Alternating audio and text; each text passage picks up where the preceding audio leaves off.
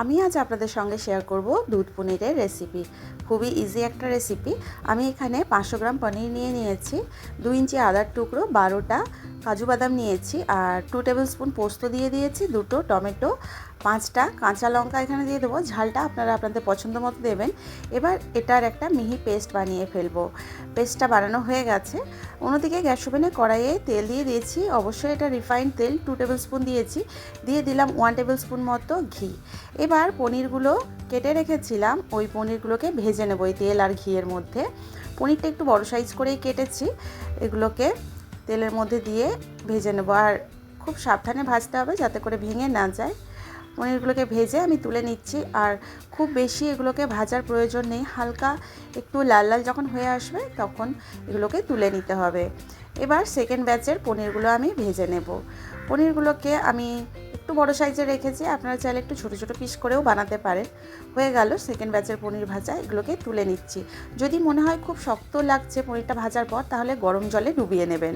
এর মধ্যে দিয়ে দিলাম কিছু গরম মশলা। তার মধ্যে আছে 2টো এলাচ, লবঙ্গ, দারুচিনি আর জয়িত্রী, আর নিয়েছি গোলমরিচ 5 থেকে 6টা, নিয়েছি বড় এলাচ সামান্য একটু। এবার যে মশলার পেস্টটা বানিয়ে রেখেছিলাম সেটা এর মধ্যে দিয়ে দিলাম।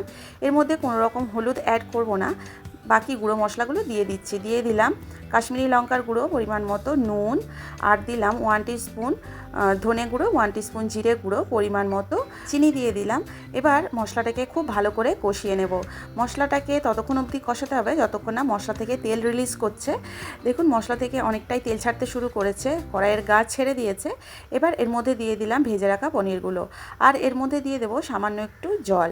ওই 1 কাপ মতো এর মধ্যে জল দিতে হবে।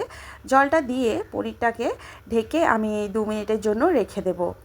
2 মিনিট আমি এখানে লো ফ্লেমে পনিরটাকে ঢাকা দিয়ে রেখে দিলাম। 2 মিনিট পর ঢাকাটা খুলে নিচ্ছি। দেখুন কি সুন্দর কালার এসেছে।